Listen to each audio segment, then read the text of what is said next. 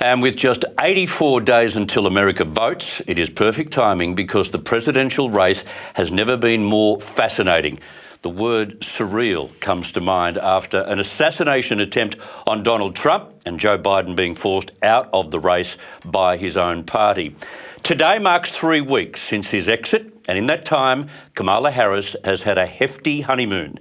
In fact, in a New York Times poll, the Vice President leads Trump in 3 crucial battleground states, the latest indication of a dramatic reversal in standing. Let's bring in US Attorney and politician Ed Martin on this. Ed is president of the Eagle Forum Education and Legal Defence Fund. He's also a board member of the Patriot Freedom Project, which provides support for the January 6 political prisoners. Ed has served as chairman of the Missouri Republican Party and as a member of the Republican National Committee. In 2016, he co-authored the bestseller, The Conservative Case for Trump. Ed Martin, welcome to ADH TV. Hey, it's great to be back with you, Chris. I always like talking with you. Thank you. And that was a great introduction. You know, you just said 84 days. We're in the sprint to the finish. I know a lot of the world takes a few weeks off in August, and America does a little bit, not quite like some other parts of the world. But we'll get back to it now, and it's a sprint to the November finish line, and there's a lot happening. You're not wrong. Now, just before we discuss this reversal in poll results, Tulsi Gabbard, Ed, what kind of control freaks are those running Homeland Security? Yeah, you know, this was so interesting. Tulsi Gabbard, as you probably know and the world has seen, she's maintained a profile in America as this sort of really interesting character. She's a Democrat. She's got some of the classic Democrat positions, but she served in the military. So she continues to serve in the military. And she's sort of been against the establishment Democrats. She ran for president. She actually famously took on Kamala Harris in one of the debates and really won that exchange. And so in the midst of all this, we now find out that she's being targeted and tracked by the government and Homeland Security. The only thing, Chris, that it makes me think Americans need to know is it's not like Tulsi Gabbard is that big. She's big, but they're doing this to anybody that's against the regime. Yeah. They're really targeting anybody. You mentioned January 6th. The January 6th defendants are noteworthy because they're mostly working class, lower income folks that can't really fight back. Tulsi Gabbard is fighting back, and she will protect herself. Normal Americans should be afraid if they're doing it to her, they're doing it to Trump, they're doing it to pick a person, they're going to do it to all of us. And I think that's what people really have to worry about. By the way, we're watching in this country what's happening in England and watching this government that took over in England and in a matter of weeks has transformed England into targeting citizens over their positions in speech and assembly. Just outrageous. It looks like the world is upside down. Outrageous. It's outrageous.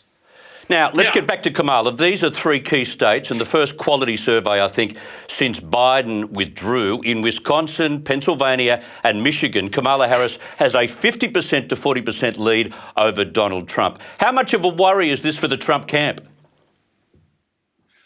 Well, it's a worry because of this, Chris, that in America right now, we're living in a country, a nation where the regime, the people in power, and the media are allowing Kamala Harris to live in a bubble. They're not allowing the coverage. They're actually saying how smart and great she is, whereas 3 years ago they were admitting she was the worst presidential candidate we've seen in generations. So the worry is that we're watching the American public be presented a set of facts that are not the full truth.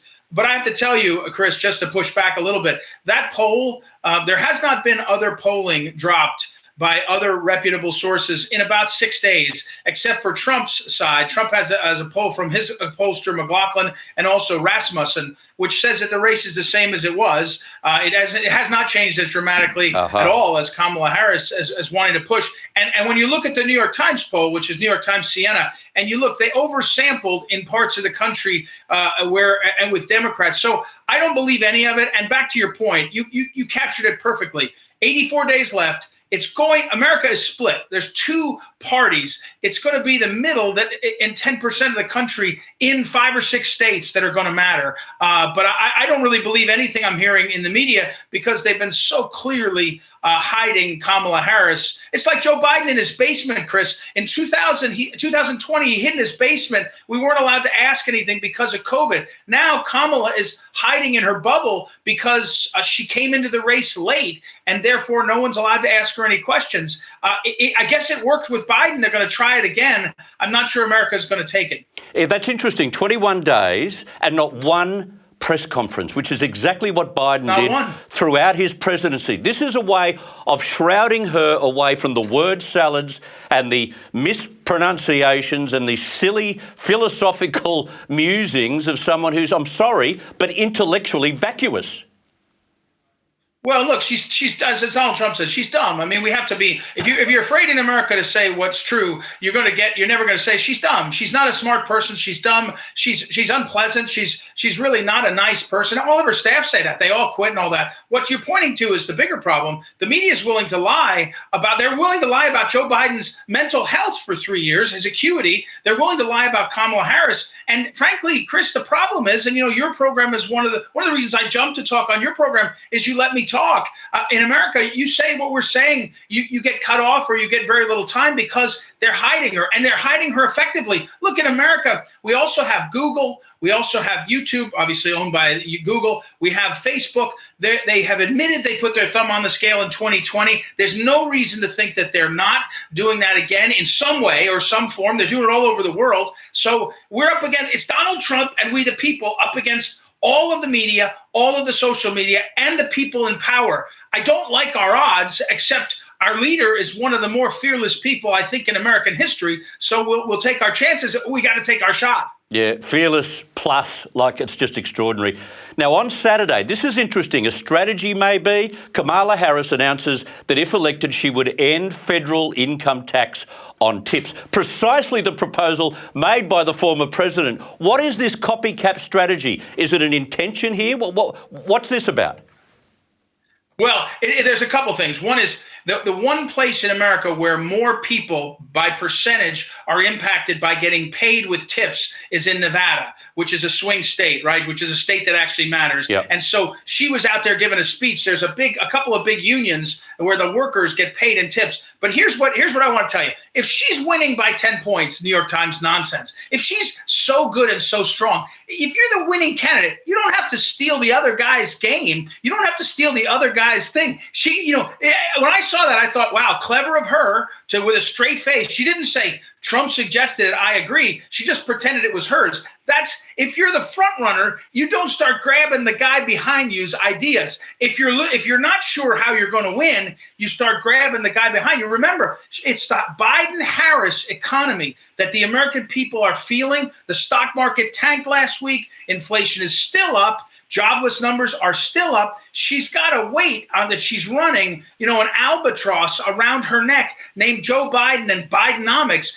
And that most Americans don't vote on all the splashy, flashy stuff. They end up saying to themselves, I can't get my bacon without paying 45% more on my bacon. I'm not in a good mood. Give me somebody else to choose. And that's what I think she's got. So I laughed out loud when I thought, wow, she is brazen. She stole his no tax on tips line. But then I thought, she must know she needs something.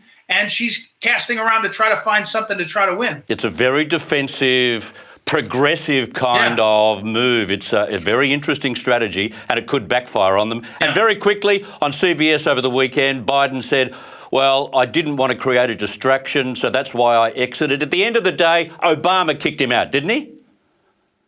Of course, yeah, Obama and Pelosi. Here, the one thing I will say, Chris, when the history is written, I don't like her politics. I don't like her positions on policy, but Nancy Pelosi will go down as one of the hardest hardball politicians. She really, when Obama and her decided it was time for Biden to go, she's the one that knew how to insert the shiv, twist it a bit, make clear this is going to hurt more. There's an easy way and a hard way. But look, it was clearly Obama. When Obama decided it was time to go, what's more interesting is watching for 84 days if the Biden people, and remember, campaigns in America, presidential campaigns, are multi-billion-dollar operations. The Biden campaign will be a $3 billion operation. There are hundreds, if not thousands, of people who will become millionaires off of being the consultants to a campaign, and they're getting pushed out because they were Biden people, and the Obama people are, and there's going to be tension, and we'll see if you're going to see people like Biden and his team really helping, because in politics,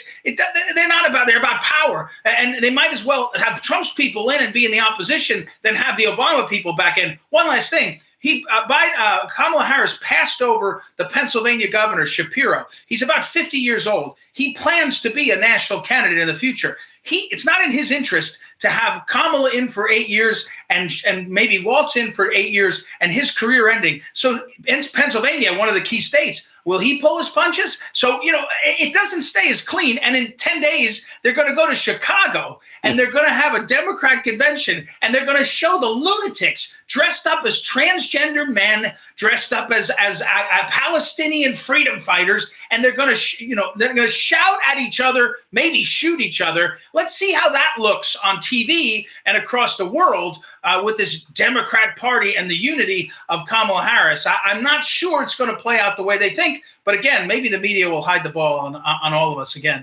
Great analysis. You are a champion. Thank you so much for your time, Ed Martin.